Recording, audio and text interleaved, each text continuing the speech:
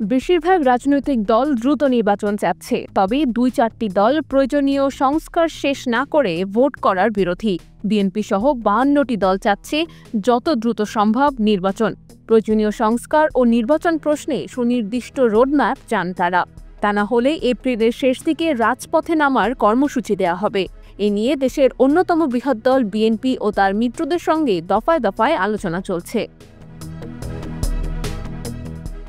গত ৩টি সংসদ নির্বাচন সুষ্ঠু ও অংশগ্রহণমূলক হয়নি। এ কারণে ত্রয়োদশ সংসদ নির্বাচন অংশগ্রহণ দেখার জন্য উদ্গ্রীব দেশের মানুষ। জেনসি সহ তরুণ জনগোষ্ঠীও ভোটাধিকার থেকে বঞ্চিত বহুদিন ধরে। তারা একটি অংশগ্রহণমূলক নির্বাচন দেখার পক্ষে।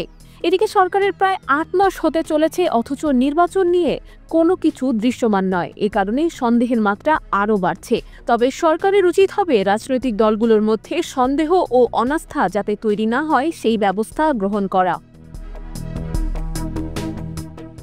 এ প্রসঙ্গে বিএনপি স্থায়ী কমিটির সদস্য আমির খসরু মাহমুদ চৌধুরী বলেন, দ্রুত নির্বাচনের দিনক্ষণ ঘোষণা এখন সব রাজনৈতিক দলের দাবি। দ্রুত নির্বাচন আয়োজন করে গণতন্ত্র ও ভোটাধিকার ফিরিয়ে আনতে হবে। বাংলাদেশের মানুষ তাদের নির্বাচিত প্রতিনিধির মাধ্যমে সংসদ ও সরকার গঠন করবে। নির্বাচিত সরকার আগামী দিনে মানুষের আশা পূরণ করবে। IBTV USA news desk.